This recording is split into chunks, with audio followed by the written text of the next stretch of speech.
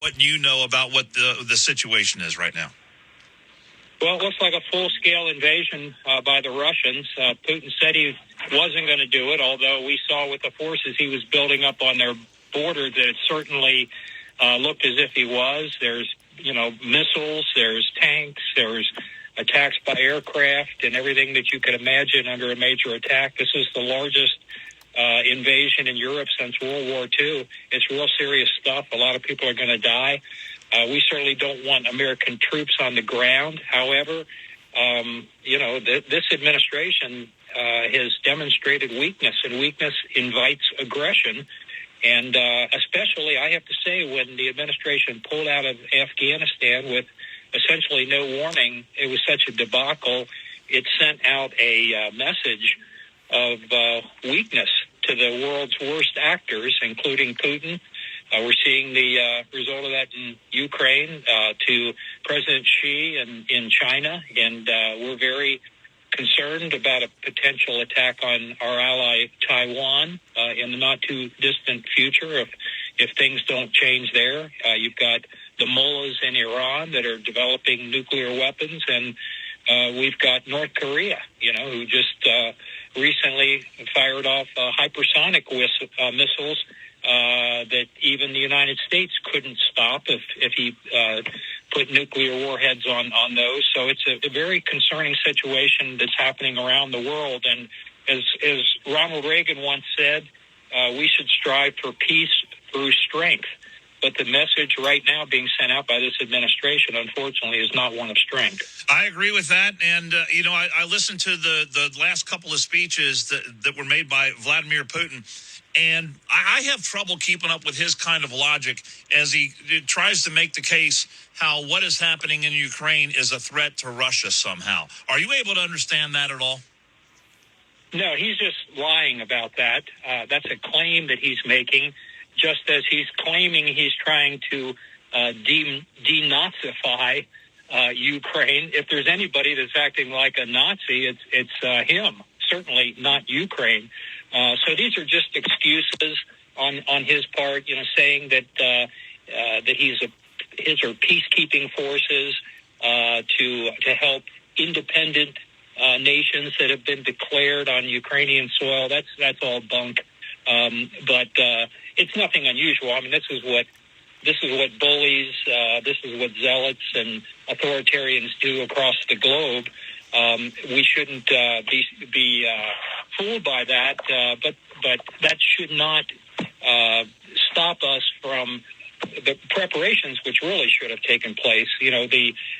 Myself, Republicans in Congress we were pushing for preemptive, very tough sanctions prior to this invasion, to let him know ahead of time how tough we could be, and then they'd be even tougher if he actually invaded. The administration wouldn't do that, and their initial sanctions were pretty tepid, really. A couple of banks, the fifth and eighth largest bank. As Lindsey Graham said recently, what we really need to do is crushing sanctions that would destroy the Russian ruble, their economy, the energy sector in Russia.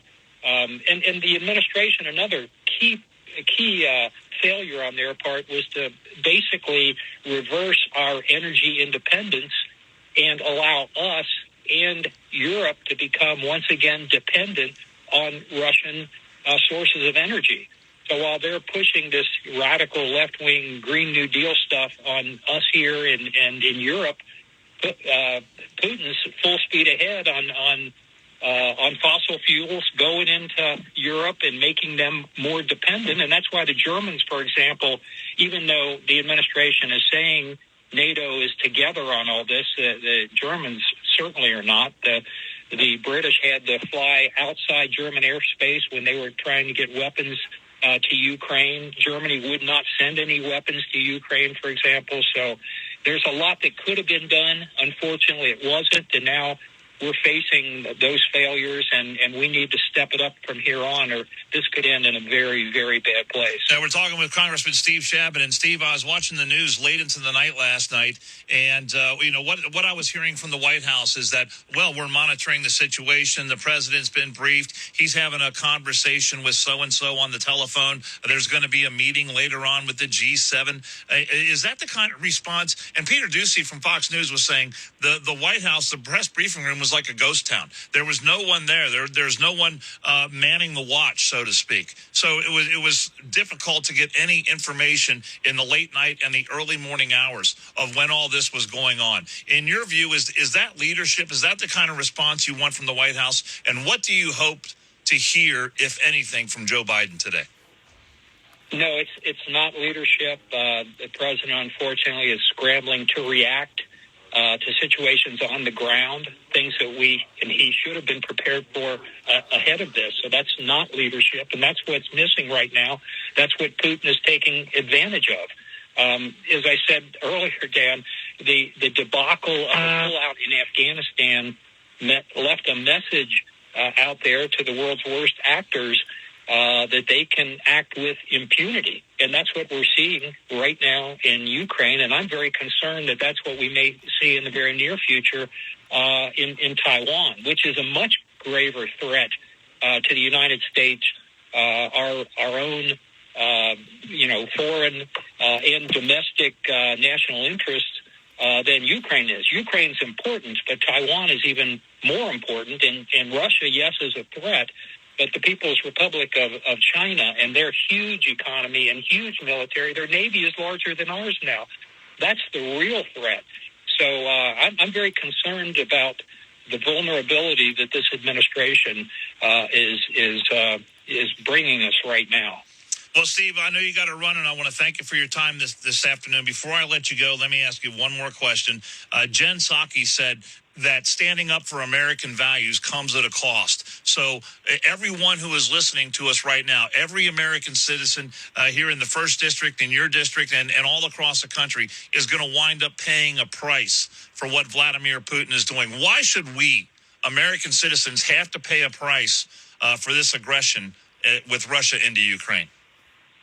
Well, one of the prices we're already paying, we're seeing at the pump right now, where we've seen the amounts go up considerably just in the last year or so. That was completely unnecessary, and we're going to see it go up even more, because what's happening is Putin is essentially benefiting from this chaos over there financially, because it essentially drives up the cost of fossil fuel that the Europeans have become dependent upon. Germany, for example, shut down their entire nuclear plant industries over there.